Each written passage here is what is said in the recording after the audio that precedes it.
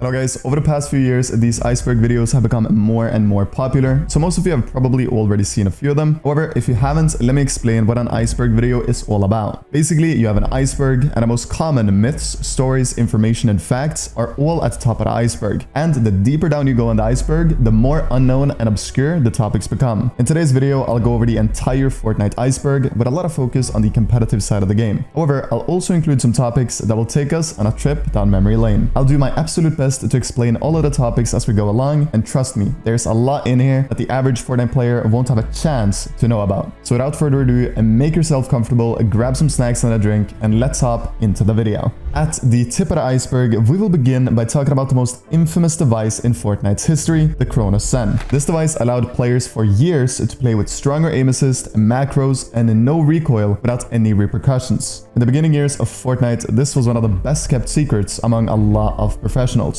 And a lot of pros that came from games like Call of Duty had the advantage of knowing about it going into their Fortnite career. The Zen started getting more and more recognition towards the end of 2020, and because of this, it shortly after became a bannable offense to use the Chronos Zen or other devices in its category. In most hyper-successful games, you have a solid ranked mode that you can grind, have fun in, and also improve as a player because of the hours put in. Fortnite, however, has always had trouble making good ranked systems. Arena was added on March 27th, 2019, and was Epic's first attempt at providing a competitive experience for those who wanted to become a good player. But sadly, although Arena was a lot of fun, the average player you faced in Arena would be at a very low level. This is because the skill-based matchmaking in Arena was incredibly flawed, and you rarely get lobbies filled with players on your skill level. On May 17th this year, we all had to say goodbye to Arena and welcome Epic's new attempt at a competitive mode, Fortnite Ranked. And although this ranked mode heavily improved the skill-based matchmaking, games in Ranked have never been able to simulate real tournament games because of how there is no incentive for playing for endgame. So everyone ends up just practicing their fighting, and the quality of games for stacked tournament practice remains low. Tokens is another word for playing wagers, essentially playing someone in creative for potentially winning real money. Now, this is against the Epic Games terms of service, so I don't recommend going out there playing tokens. But grinding these tokens has been the start of many highly decorated careers, as when you're playing for money, the opponent will try his absolute hardest, meaning the competition will be way harder compared to if you're playing the very same player in a friendly 1v1. It's also generally good players playing these tokens, not someone who aren't confident in their own abilities in-game. Some of the players who have seen major competitive success from tokens are Clix, Reet, and Pixie. I do need to note that these players grinded it when it wasn't against the TOS. Siphon was one of the most beloved mechanics in Fortnite competitive, but Epic Games decided to remove arguably the best addition the game has ever added.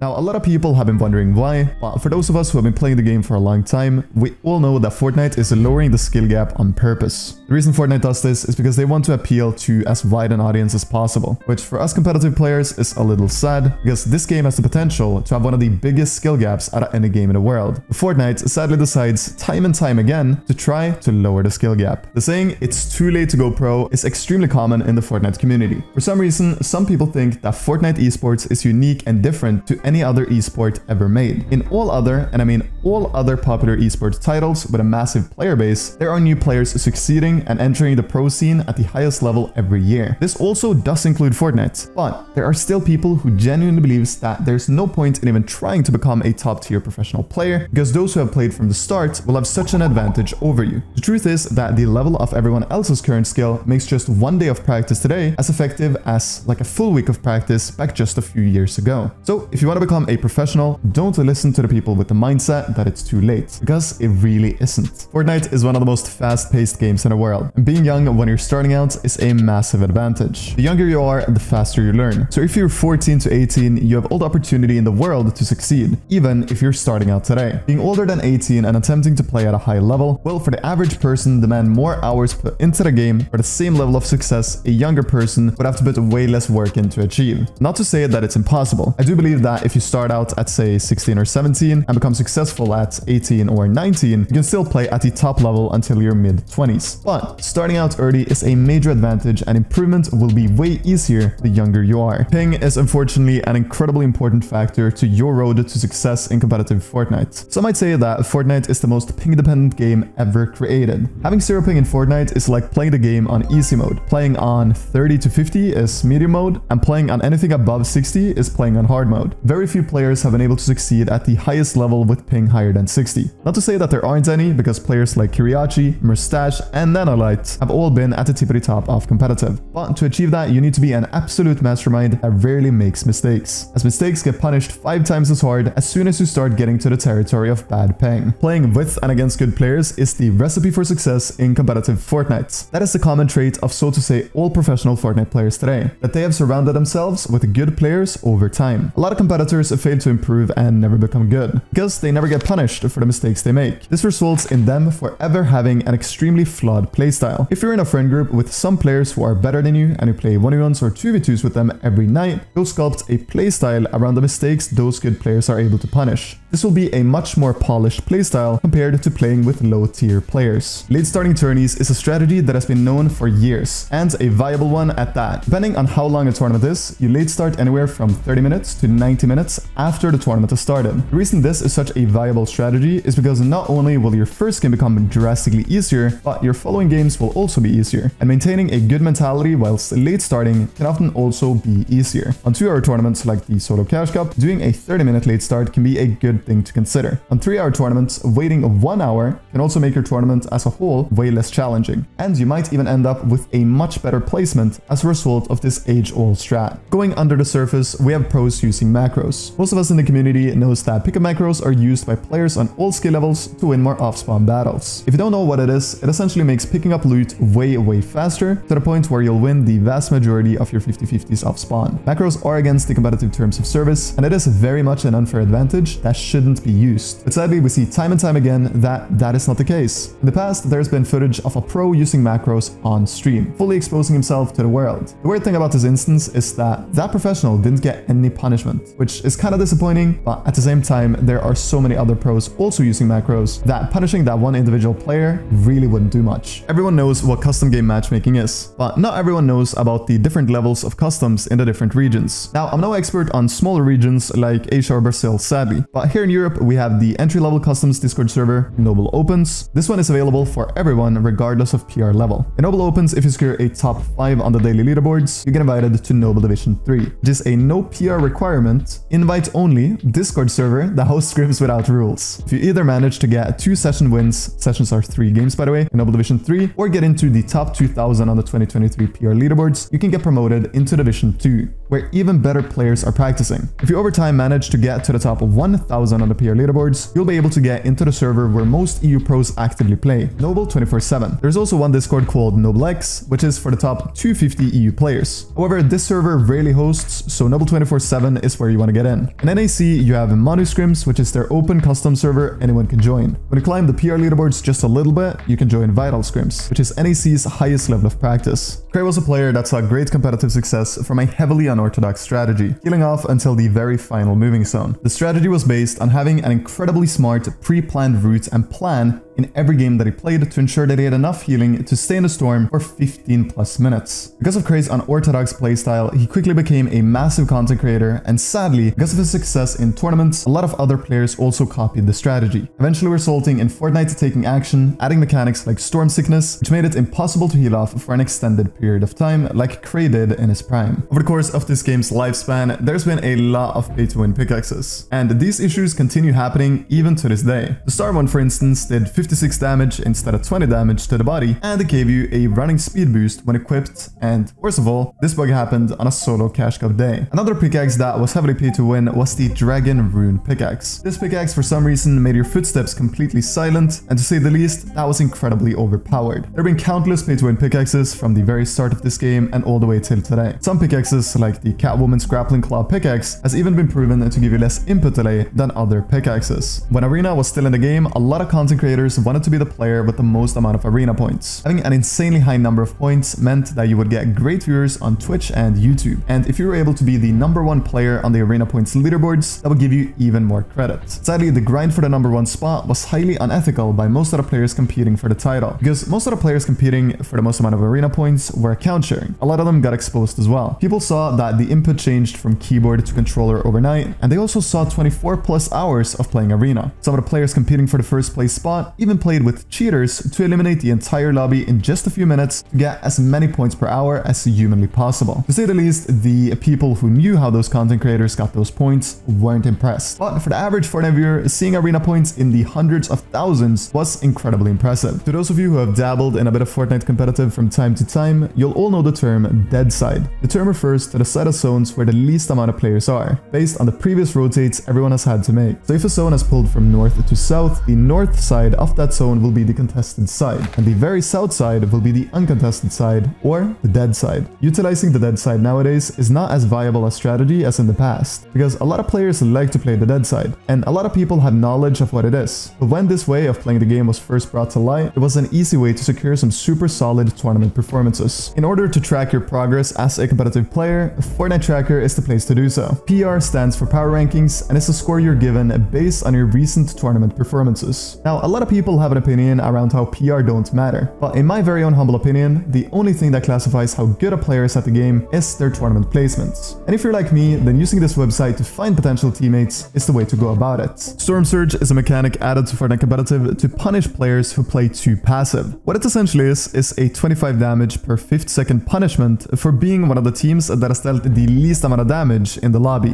Whether this mechanic is activated or not depends on the remaining players in different zones. The first Storm Surge cycle gets activated only if there's 91 players or more when the first zone is fully closed. The next Storm Surge cycle becomes active if the 4th zone appears with 79 or more players in it. Cycles like these happen all throughout the game of competitive Fortnite, but will only appear if the game is ridiculously stacked on players remaining. The last active Storm Surge cycle is in the 10th zone, where you'll only take damage if there's 31 or more players up. The story of why this mechanic is added is actually quite funny, as in the start of Fortnite Competitive, there was no such mechanics. The consequence of no one getting punished for playing super passively is that the games became unbearably stacked, unplayably laggy, and excruciatingly boring to watch for the average viewer, as no one engaged in fights until the very few final zones. So in many ways, the only reason Storm Surge is a thing is because Fortnite isn't able to supply good enough servers for their millions of competitive enjoyers. One of the most effective ways to exponentially improve in Fortnite Competitive is by going into a replay and watching professionals play. This is called VOD reviewing, and the way that it's often done by good players is that they see what their weaknesses are. Say they get eliminated in the 11th zone a lot. What they then would do is hop into a replay of a top tier team like Maron Cooper, Cami Inseti, or Queasy and Veno, and pause the replay right before the 11th moving zone plays. They then think, what exactly would I do in this position with these mats and these weapons? Then they mentally play the game through in their head. After doing so, they play the replay and see what the top tier pros do. They find out why they play it differently than how they would have played it, and they understand why playing it in the way of the pros might be beneficial. This can be done for any aspect of the game: fighting, rotates, early games, or end games, and it's a tool that is highly effective for improvement. Now we're heading in the dark, and XMP is something all competitive players need to know about. Sadly though, there are still thousands of players who don't know about this massively performance increasing setting. XMP is a setting you turn on in your BIOS, and the setting allows your RAM to work at full speed, often meaning you'll get a very significant performance increase. If you haven't yet heard about XMP and you're unsure on how to turn it on, simply search up how to turn on XMP and follow the steps given in the most popular videos that show up. Not everyone has the opportunity to turn it on, but I believe most of you will have it available, so make sure to check it out. To get better aim, a lot of people play Kovacs. But one thing that is often overlooked is how playing other games actually make you aim better in Fortnite. Counter-Strike,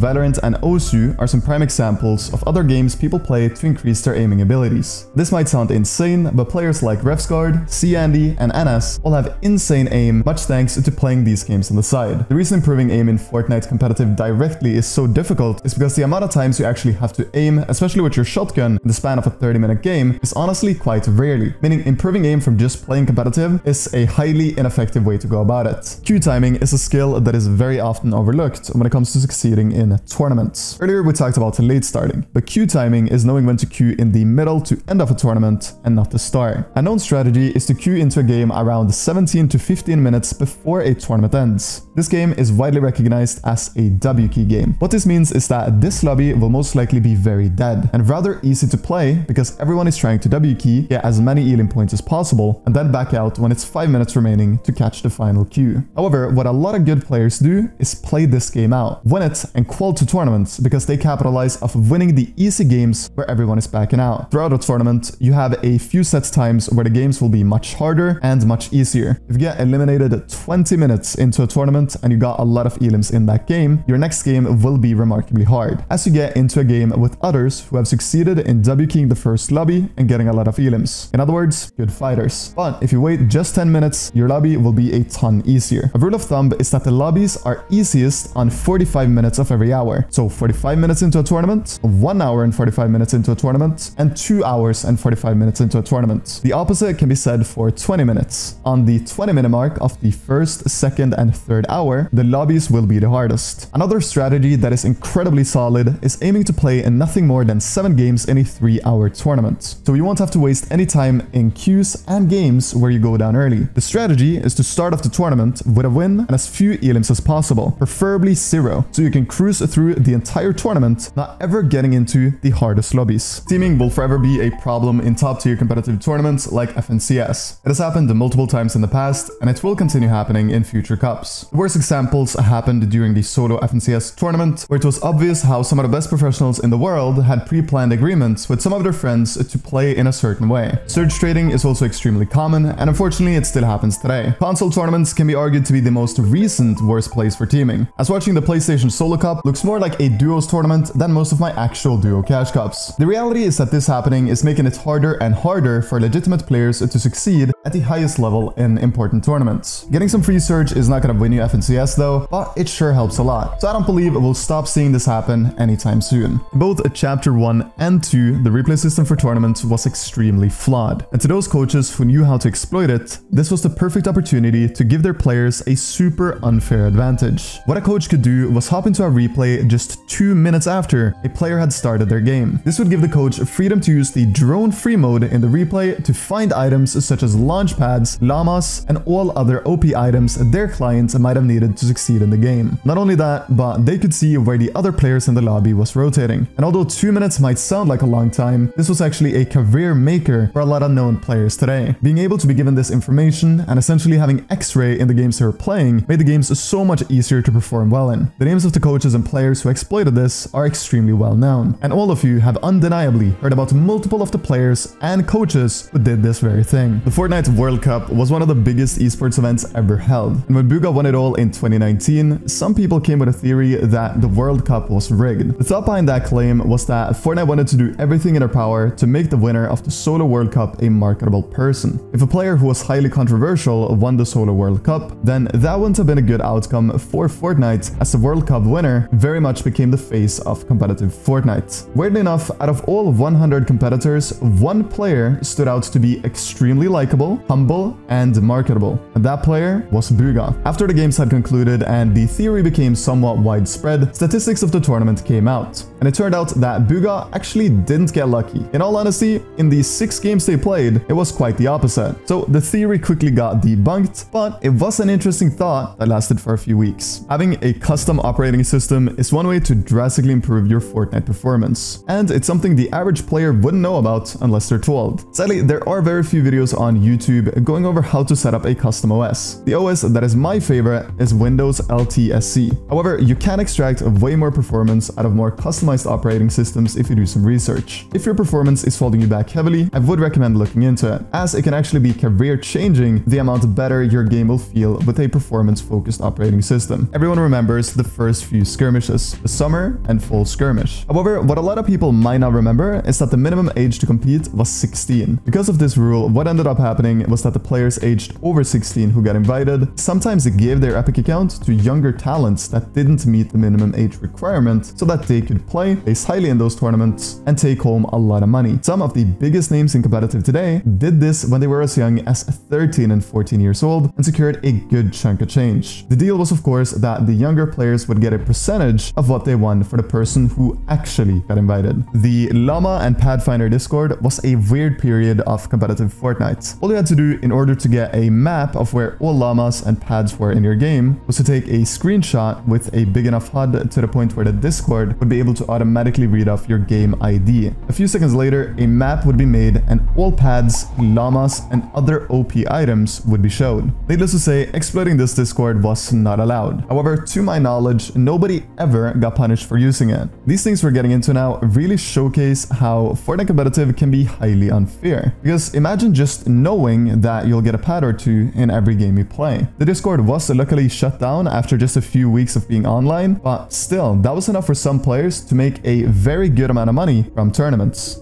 In 2018, custom game matchmaking wasn't a thing that anyone had. If you wanted to do scrims, you had to do what was called snipes. Snipes was when a big amount of players all raided at the same time to try and make competitive lobbies. A great snipes lobby was when 60 of the players in there were actual competitive players. However, the average snipes lobby was more like 30 to 40 players. But every now and then, in 2018, Epic themselves would host some very confidential scrims with a pretty insane prize pool to test potential custom game matchmaking. Now, the players that participated were not allowed to publicly talk about these scrims at all, or the fact that playing customs was even a thing that was possible. Playing these scrims led to a lot of successful competitive careers, as the players who participated in them got exclusive rights to play against other top players in the region, a luxury no normal players ever got to experience at the time. When we're talking about 2018 Fortnite, there's one thing I vividly remember, and that was betting sites trying to enter the game. The one site I want to talk about was a site where you could bet on yourself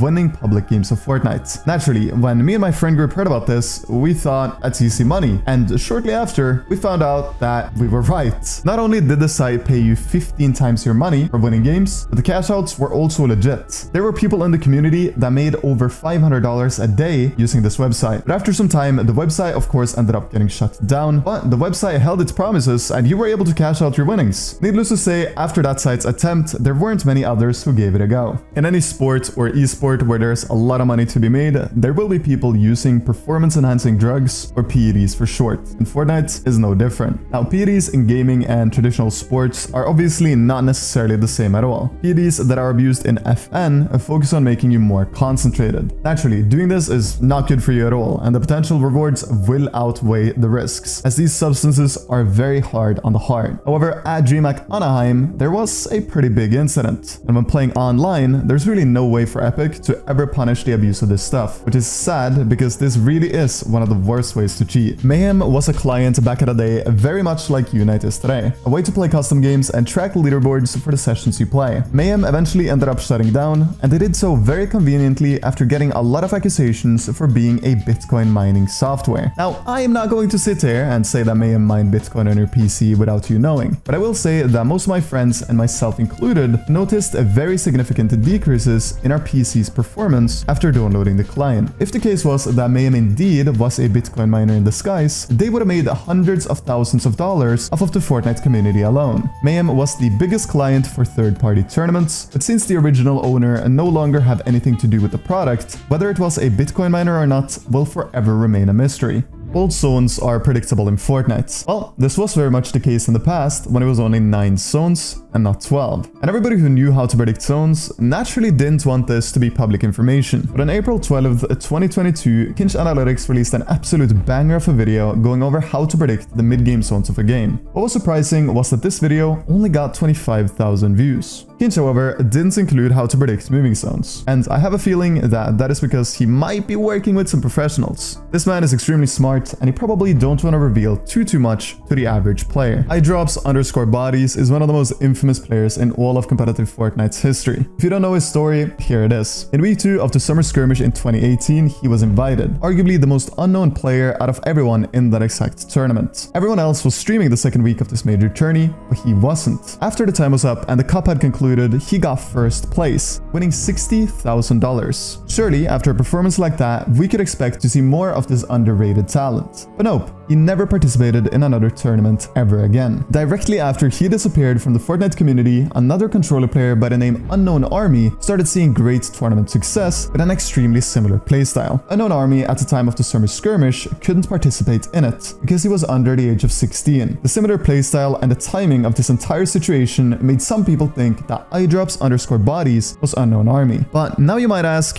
why didn't Unknown just play under the same name, iDrops_bodies? Well, after iDrops iDrops won the summer skirmish, everyone started accusing him of cheating, and understandably so. He wasn't streaming the tournament like everyone else participating, and he also was probably the most unknown player competing, so it was very weird to see him win. Disappearing and coming back with a new name would free him from all these accusations, especially considering no one had ever heard his voice or even seen his face. Now, listening back to this theory, it sounds insane, but at the time it made a lot of sense. The truth of the story of iDrops_bodies is that after winning he received an unmatched amount of hate, toxicity, and negativity, so him not continuing his competitive career isn't weird at all. When you do something absolutely incredible, like winning 60k in a tournament, you don't expect to become the most hated player in the world. But for iDrops_bodies, this was sadly the reality. Bush Paranoia was one of the very first Discord servers ever made in Fortnite for genuine competitive improvement. It also, to no surprise, turned out that that server hosted the first real Fortnite practice. Talking about this server gives me goosebumps thinking of all the good old times. This server was part of the reason behind some of the best players ever success. Players like Metro, Giganza, Vilix, Maggot, and Queasy. If you got to experience the community around Bush Paranoia, you're a lucky man, because the genuine passion in that Discord server will never be matched by anything ever again in Fortnite. The Boombox, an item that most players have forgotten all about. If you don't know what the Boombox is, let me explain. It was an item you threw down on the ground and all of the builds around it will get destroyed. This item